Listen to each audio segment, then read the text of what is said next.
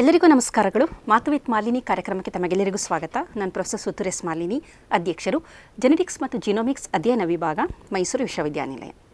ಬಂಜೆತನದ ಕಾರಣಗಳನ್ನು ಮುಂದುವರಿಸ್ತಾ ಇದ್ದೀನಿ. ಮೂರನೆಯ ಬಹಳ ಮುಖ್ಯ ಕಾರಣ ಹಾರ್ಮೋನಲ್ ವೇರಿಯೇಷನ್ ಅಂತ ಕರಿತೀವಿ. ಬಹಳ ಮುಖ್ಯವಾಗಿ ಫಲವತ್ತತೆಗೆ ಬೇಕಾಗುವ ಹಾರ್ಮೋನುಗಳೆಂದರೆ ಪುರುಷರಲ್ಲಿ ಟೆಸ್ಟೋಸ್ಟಿರಾನು, ಹೆಣ್ಣು ಮಕ್ಕಳಲ್ಲಿ ಎಸ್ಟ್ರೋಜನ್. ಇದರ ಜೊತೆಯಲ್ಲಿ ಪುರುಷರಲ್ಲಿ ಅಥವಾ ಹೆಣ್ಣು ಮಕ್ಕಳು ಇಬ್ಬರಿಗೂ follicular stimulating hormone, luteinising FSH-LH ಅಂತ ಅಂತೀವಿ. ಈ ಹಾರ್ಮೋನುಗಳು ಬಹಳ ಮುಖ್ಯ. ಇಲ್ಲಿ ಹಾರ್ಮೋನುಗಳು ಅಂದಾಗ ಹೈಪೋಥಾಲಮಸ್ಸು, ಪಿಟ್ಯೂಟರಿ ಮತ್ತು ಗೊನ್ಯಾಡ್ ಅಂದರೆ HPG ಆಕ್ಸಿಸ್ ಅಂತ ಕರಿತೀವಿ. ಬಹಳಷ್ಟು ವಿಡಿಯೋಗಳಲ್ಲಿ ನಾನು ಹೇಳಿದ್ದೀನಿ HPA ಆಕ್ಸಿಸ್ ಅಂತ, ಹೈಪೋಥಾಲಮಸ್ ಪಿಟ್ಯೂಟರಿ ಎಡ್ರಿನಲ್ ಅಂದರೆ ಅದು ಒತ್ತಡದ ಹಾರ್ಮೋನು ಬಿಡುಗಡೆ ಮಾಡೋದಕ್ಕೆ. ಅದೇ ರೀತಿ ಹೈಪೋಥಾಲಮಸ್ ಪಿಟ್ಯೂಟರಿ ಜಿ ಅಂತಂದರೆ ಗೋನಾಡ್ಸ್ ಅಂತ, ಇದು ನಮ್ಮ ಫಲವತ್ತತೆಗೆ ಸಂಬಂಧಿಸಿದಂಥದ್ದು.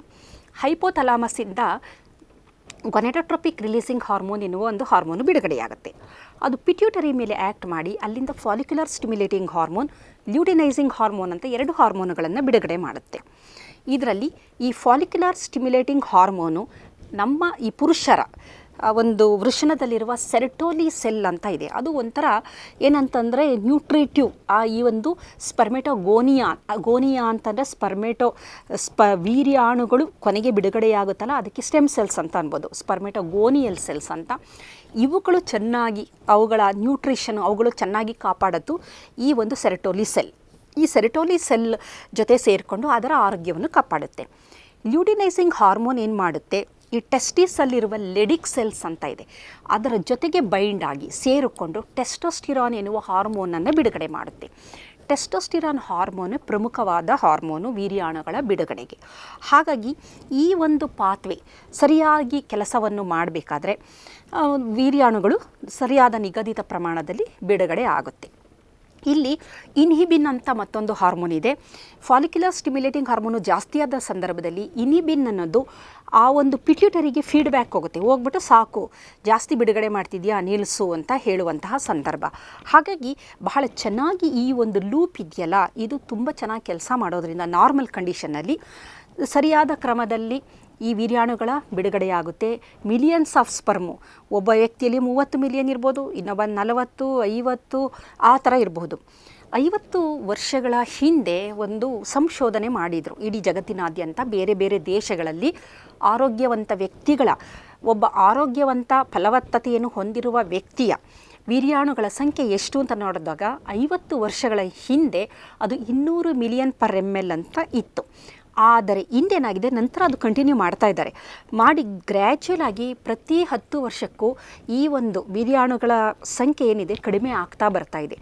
ಇಂದು 15 ಮಿಲಿಯನ್ ಪರ್ ml ಇದ್ದರೆ ಅದು ಅವತ್ತ ಫಲವತ್ತತೆಯನ್ನು ಹೊಂದಿರುವಂಥ ವ್ಯಕ್ತಿ ಅಂತಾರೆ.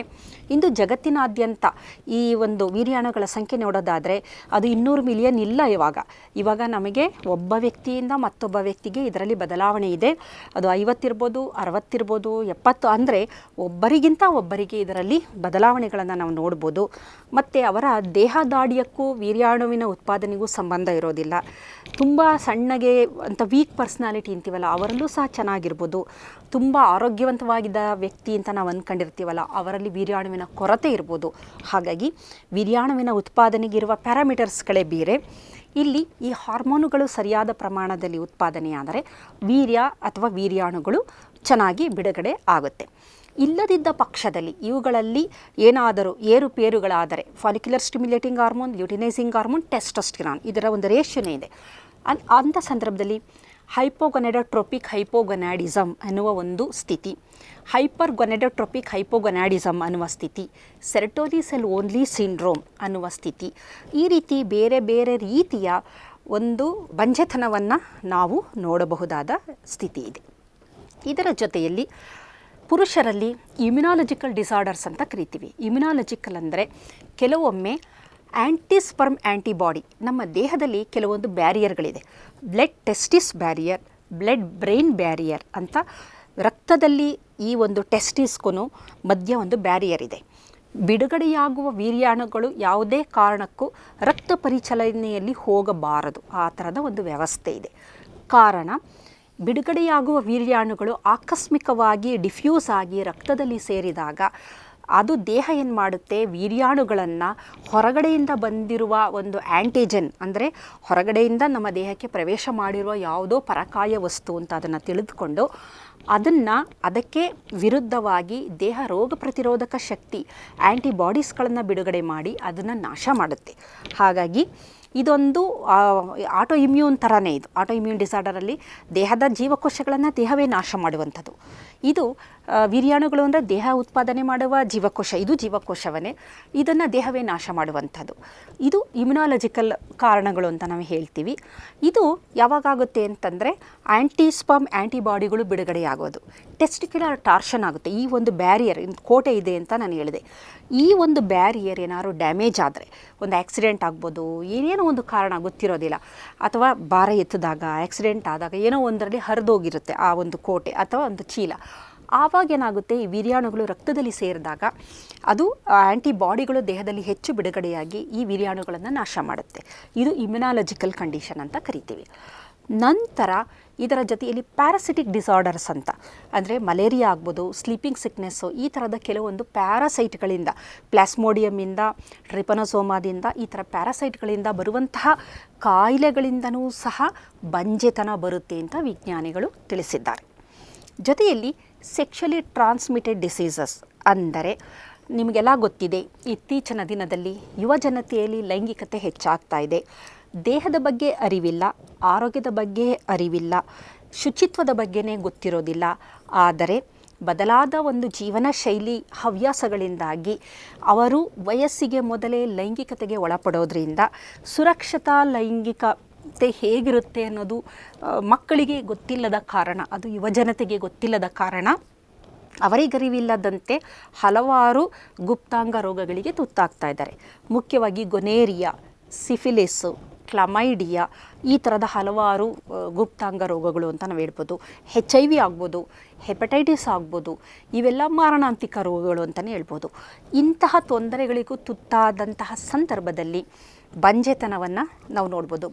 ಕೆಲವೊಮ್ಮೆ ಏನಾಗಿರುತ್ತೆ ಅಂದರೆ ತುತ್ತಾಗಿ ನಂತರ ಅದರಿಂದ ಹೊರಬಂದಿರ್ಬೋದು, ಅಂಥ ಸಂದರ್ಭದಲ್ಲೂ ಕೆಲವೊಮ್ಮೆ ಬಂಜೆತನವನ್ನು ನಾವು ನೋಡ್ಬೋದು. ಜೊತೆಯಲ್ಲಿ ಸೋಂಕುಗಳು, ಬೇಕಾದಷ್ಟು ಸೋಂಕು, ಇದು ಲೈಂಗಿಕತೆಯಿಂದನಾರು ಬಂದಿರ್ಬೋದು ಅಥವಾ ಬೇರೆ ಥರದ ಸೋಂಕುಗಳಿದ್ದಾಗಲೂ ಸಹ ದೇಹದಲ್ಲಿ ಅಂಥ ಸೋಂಕು ಹೆಚ್ಚಾದಾಗಲೂ ಸಹ ಬಂಜೆತನವನ್ನು ನಾವು ನೋಡ್ಬೋದು. ಅಪೌಷ್ಟಿಕತೆ, ಮಾಲ್ ನ್ಯೂಟ್ರಿಷನ್ ಅಂತ ಕರಿತೀವಿ. ಜಿಂಕು, ಲೈಕೋಪಿನ್ನು, ಮೆಗ್ನೀಷಿಯಮ್ಮು, ಕ್ಯಾಲ್ಶಿಯಮ್ಮು, ಐರನ್ನು, ಈ ಥರದ್ದೆಲ್ಲದು, ವೈಟಮಿನ್ಗಳು, ಇವೆಲ್ಲದರದ್ದು ಟ್ರೇಸ್ ಎಲಿಮೆಂಟು ಇವೆಲ್ಲ ಇರುತ್ತಲ್ಲ, ಇದರದ್ದೆಲ್ಲ ಒಂದು ಅಪೌಷ್ಟಿಕತೆ ಇದ್ದಂಥ ಪ್ರೋಟೀನು ಮತ್ತು ಒಳ್ಳೆಯ ಫ್ಯಾಟ್ಗಳು ಇದು ದೇಹದಲ್ಲಿ ಕಡಿಮೆ ಆದಾಗಲೂ, ಆ ಒಂದು ಅಪೌಷ್ಟಿಕತೆಯಾದಾಗಲೂ ಸಹ ಆಲಿಗೋಸ್ಪರ್ಮಿಯಾ, ವೀರ್ಯಾಣುಗಳ ಸಂಖ್ಯೆ ಕಡಿಮೆಯಾಗುವ ಸಾಧ್ಯತೆ ಇದೆ. ಅಂಥ ಸಂದರ್ಭದಲ್ಲಿ ಅದರ ಸಪ್ಲಿಮೆಂಟ್ಸ್ ಕೊಟ್ಟು ಅದನ್ನು ಸರಿ ಮಾಡ್ತಾರೆ. ಬಾರ್ಡ್ರ್ ಲೈನಲ್ಲಿರುವಂತಹ ಒಂದು ಆಲಿಗೋಸ್ಪರ್ಮಿಯಾ, ವೀರ್ಯಾಣುವಿನ ಸಂಖ್ಯೆ ಕಡಿಮೆ ಇದ್ದರೆ 15 ಮಿಲಿಯನ್ಗಿನ್ನ ಕಡಿಮೆ, ಅಂದರೆ 14, 13, 12, ಇಂಥ ಸಂದರ್ಭದಲ್ಲೂ ಸಹ ಅದನ್ನು ನಾವು ಸರಿ ಮಾಡುವ ಎಲ್ಲ ಸಾಧ್ಯತೆಗಳು ಇದೆ. ಇದರ ಜೊತೆಯಲ್ಲಿ ಟಾಕ್ಸಿಕ್ ಕೆಮಿಕಲ್ ಅಂತೀವಿ, ರಾಸಾಯನಿಕಗಳು. ಇಂದು ನಾವು ವಾಸ ಮಾಡ್ತಿರೋದು ವಿಷಯುಕ್ತ ಬದುಕು, ಜಗತ್ತು ಅನ್ಬೋದು. ನೀರು, ನಮ್ಮ ಆಹಾರ, ಗಾಳಿ ಎಲ್ಲದರಲ್ಲೂ ಬಹಳ ಹೆಚ್ಚು ವಿಷಗಳನ್ನು ನಾವು ಸೇವನೆ ಮಾಡ್ತಾಯಿದ್ದೀವಿ. ಕಲರಿಂಗ್ ಏಜೆಂಟ್ಗಳು, ಪ್ರಿಸರ್ವೇಟಿವ್, ಫುಡ್ ಎಡಿಟಿವ್ಸ್ಗಳು, ಇವುಗಳನ್ನೆಲ್ಲ ಹೆಚ್ಚು ನಾವು ಬಳಕೆ ಮಾಡ್ತಾಯಿದ್ದೀವಿ. ಅದರಲ್ಲಿ ಮುಖ್ಯವಾಗಿ ಝೀನೋಎಸ್ಟ್ರೋಜನ್, ಪ್ಲಾಸ್ಟಿಕ್ಕಲ್ಲಿರುವಂತಹ ಈ ರಾಸಾಯನಿಕಗಳು, bisphenol A, bisphenol S, bisphenol F, phthalate, dioxin, ಈ ಥರದ್ದು ಎಲ್ಲದು ಎಕ್ಸ್ಟ್ರೋಜನ್ ಅಂದರೆ ಸಿಂಥೆಟಿಕ್, ಕೃತಕ ಎಸ್ಟ್ರೋಜನ್ ಥರ ಕೆಲಸ ಮಾಡೋದ್ರಿಂದ ಪುರುಷರ ದೇಹದಲ್ಲಿ ಇವು ಹೋದಾಗ ಅದು ಎಸ್ಟ್ರೋಜನ್ ಥರ ಕೆಲಸ ಮಾಡೋದ್ರಿಂದ ಟೆಸ್ಟೋಸ್ಟಿರಾನ್ ಪ್ರಮಾಣವನ್ನು ಕಡಿಮೆ ಮಾಡುತ್ತೆ. ಹಾಗಾಗಿ ವೀರ್ಯಾಣುಗಳ ಬೆಳವಣಿಗೆ, ಬಿಡುಗಡೆಯಲ್ಲಿ ಕುಂಠಿತತೆಯನ್ನು ನಾವು ನೋಡ್ಬೋದು. ಇದರ ಜೊತೆಗೆ ಸ್ಪೈನಲ್ ಕಾರ್ಡ್ ಇಂಜುರಿ, ಯಾವುದೋ ಆಕ್ಸಿಡೆಂಟ್ ಆಯಿತು, ಸ್ಪೈನಲ್ ಕಾರ್ಡ್ ಇಂಜುರಿ ಆಯಿತು, ಅಂಥ ಸಂದರ್ಭದಲ್ಲೂ ಆವಾಗ ಎರೆಕ್ಟೈಲ್ ಡಿಸ್ಫಂಕ್ಷನ್ ಆಗೋದ್ರಿಂದ ಅಂತಹ ವ್ಯಕ್ತಿಗಳಲ್ಲಿ ನಾವು ಇನ್ಫರ್ಟಿಲಿಟಿಯನ್ನು ನೋಡಬಹುದಾಗಿದೆ.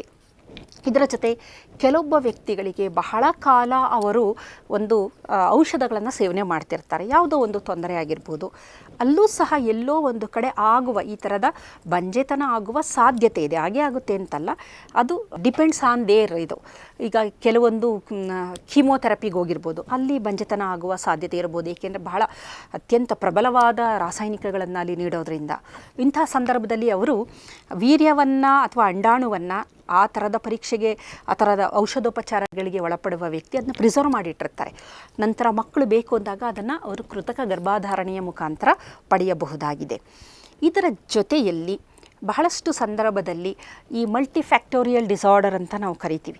ಅದರಲ್ಲಿ ಬೊಜುತನ ಆಗ್ಬೋದು, ಮಧುಮೇಹ ಆಗಿರ್ಬೋದು, ಹೃದಯದ ಕಾಯಿಲೆಗಳಾಗ್ಬೋದು, ಹೈ ಬ್ಲಡ್ ಪ್ರೆಷರು, ಈ ಥರ ಬೇಕಾದಷ್ಟು ತೊಂದರೆಗಳು ಇದ್ದಂತಹ ಸಂದರ್ಭದಲ್ಲೂ ಎಲ್ಲೋ ಒಂದು ಕಡೆ ಬೊಜ್ಜುತನ ಮತ್ತು ಒಬಿಸಿಟಿ ಇವೆರಡು ನೇರವಾಗಿ ಬಂಜೆತನವನ್ನು ಉಂಟು ಮಾಡುವ ಸಾಧ್ಯತೆ ಇರೋದರಿಂದ ಆದಷ್ಟು ನಮ್ಮ ಒಂದು ಈ ಬಹುವಿಧದ ಅಸ್ವಸ್ಥತೆ ಉಂಟಾಗದಿದ್ದ ಹಾಗೆ ನಮ್ಮನ್ನು ನಾವು ಕಾಪಾಡ್ಕೊಳ್ಬೇಕಾಗುತ್ತೆ. ಇದರ ಜೊತೆಯಲ್ಲಿ ನಮ್ಮ ಹವ್ಯಾಸಗಳಾದ ಸ್ಮೋಕಿಂಗ್ ಆಗ್ಬೋದು, ಧೂಮಪಾನ, ಮದ್ಯಪಾನ, ಅತಿಯಾಗಿ ಈ ಒಂದು ಜಂಕ್ ಆಹಾರದ ಸೇವನೆ, ಏಕೆಂತಂದರೆ ಅದರಲ್ಲಿ ನ್ಯೂಟ್ರಿಷನ್ ಏನೂ ಇರೋದಿಲ್ಲ. ಧೂಮಪಾನ ಮದ್ಯಪಾನದಿಂದಾಗಿ ಹೈಪಾಕ್ಸಿಕ್ ಕಂಡೀಷನು ದೇಹದಲ್ಲಿ ಉಂಟಾಗೋದ್ರಿಂದ, ಆಕ್ಸಿಜನ್ನ ಕೊರತೆ ಉಂಟಾಗೋದ್ರಿಂದ ಅಲ್ಲಿ ವೀರ್ಯಾಣುಗಳ ಸರಿಯಾದ ಬಿಡುಗಡೆ ಆಗದೇ ಇದ್ದಂತಹ ಸಂದರ್ಭವನ್ನು ನಾವು ನೋಡ್ಬೋದು. ಹಾಗಾಗಿ ಈ ಒಂದು ವೀರ್ಯಾಣುಗಳು ಬಿಡುಗಡೆ ಆಗದಿದ್ದಕ್ಕೆ ಬೇಕಾದಷ್ಟು ಈ ಥರದ ಕಾರಣಗಳಿದೆ. ಇದು ಒಬ್ಬ ವ್ಯಕ್ತಿಯಿಂದ ಮತ್ತೊಬ್ಬ ವ್ಯಕ್ತಿಗೆ ಇದು ಬದಲಾಗುತ್ತೆ. ಹಾಗಾಗಿ ಪ್ರತಿಯೊಬ್ಬರಲ್ಲೂ ಈ ಏನು ಕಾರಣ ಇದೆ ಅಂತ ಗುರುತಿಸಿ ನಂತರ ಆ ವ್ಯಕ್ತಿಗೆ ಸೂಕ್ತ ಚಿಕಿತ್ಸೆಯನ್ನು ನಾವು ನೀಡಿದರೆ ಖಂಡಿತವಾಗಲೂ ಈ ಒಂದು ಬಂಜೆತನದಿಂದ ಯುವಜನತೆ ಮುಕ್ತಿಯನ್ನು ಪಡೆಯಬಹುದು. ಇತ್ತೀಚಿನ ದಿನದಲ್ಲಿ ಜೊತೆಯಲ್ಲಿ ತಮಗೆ ಗೊತ್ತಿರೋ ಹಾಗೆ ಇದೊಂದು ಎಲೆಕ್ಟ್ರಾನಿಕ್ ಯುಗ. ಅತಿಯಾದ ಮೊಬೈಲ್ ಫೋನಿನ ಬಳಕೆ, ಅತಿಯಾಗಿ ಟಾಪ್ಗಳನ್ನು ಬಳಕೆ ಮಾಡಬೇಕಾದ್ರೆ ತೊಡೆಯ ಮೇಲೆ ಇಟ್ಕೊಂಡಿರ್ತಾರೆ, ಉಷ್ಣತೆ ಜಾಸ್ತಿ ಆಗ್ತಾ ಇದೆ. ಹಾಗಾಗಿ ಎಲ್ಲೋ ಒಂದು ಕಡೆ ಉಷ್ಣತೆ ಮತ್ತು ಎಲೆಕ್ಟ್ರೋಮ್ಯಾಗ್ನೆಟಿಕ್ ರೇಡಿಯೇಷನ್ ಇವುಗಳು ಸಹ ಎಲ್ಲೋ ಪೂರಕಾಂಶ, ಅದರಿಂದನೇ ಬಂಜೆತನ ಬರುತ್ತೆ ಅಂತ ಹೇಳ್ತಾ ಇಲ್ಲ. ಆದರೆ ಆ್ಯಡೆಡ್ ಅಂತ ನಾವೇನು ಹೇಳ್ತೀವಲ್ಲ, ಆ್ಯಡೆಡ್ ಆನ್ ಅಂತ, ಅದರ ಈಗಿರುವಂತಹ ತೊಂದರೆಗಳ ಜೊತೆ ಇದು ಸಹ ಆ್ಯಡ್ ಆಗುತ್ತೆ. ಅಪೌಷ್ಟಿಕ ಆಹಾರ ಹೇಳಿದೆ ನಾನು, ಜಂಕ್ ಆಹಾರ ಆಗ್ಬೋದು, ಹೈ ಕ್ಯಾಲರಿ ಡಯೆಟ್ ಆಗಿರ್ಬೋದು. ಇದರ ಜೊತೆಗೆ sedentary life style, physical activity ಕಮ್ಮಿ ಆದಾಗ ಬೊಜ್ಜುತನ ಜಾಸ್ತಿ ಆಗುತ್ತೆ. ಹೊಟ್ಟೆಯ ಮೇಲೆ ಶೇಖರಣೆಯಾಗುವ ಎಡಿಪೋಕೈನ್ಸ್ಗಳು HPG ಆಕ್ಸಿಸನ್ನು ಎಲ್ಲೋ ಒಂದು ಕಡೆ ಡಿಸ್ಟ್ರಪ್ಟ್ ಮಾಡೋದ್ರಿಂದ, ಇವೆಲ್ಲ ಪೂರಕವಾದ ಕಾರಣಗಳಾಗಿರೋದ್ರಿಂದ ಬಂಜೆತನಕ್ಕೆ ಮುಂದಿನ ದಿನದಲ್ಲಿ ಯುವಜನತೆ ಹೆಚ್ಚಾಗಿ ತುತ್ತಾಗುವ ಸಾಧ್ಯತೆ ಇದೆ. ಹಾಗಾಗಿ ಇದರ ಬಗ್ಗೆ ಎಲ್ಲ ಎಚ್ಚರಿಕೆಯನ್ನು ತಳೆಯುವುದು ಬಹಳ ಮುಖ್ಯ ಅನಿಸುತ್ತೆ. ಮುಂದಿನ ಸಂಚಿಕೆಯಲ್ಲಿ ವೀರ್ಯದ ಪರೀಕ್ಷೆಯನ್ನು ಯಾವ ರೀತಿ ನಾವು ಮಾಡ್ತಾರೆ, ಅದರಿಂದ ನಮಗೇನು ತಿಳಿಯುತ್ತೆ ಅನ್ನೋದನ್ನು ನಾವು ನೋಡೋಣ. ನಮಸ್ಕಾರ.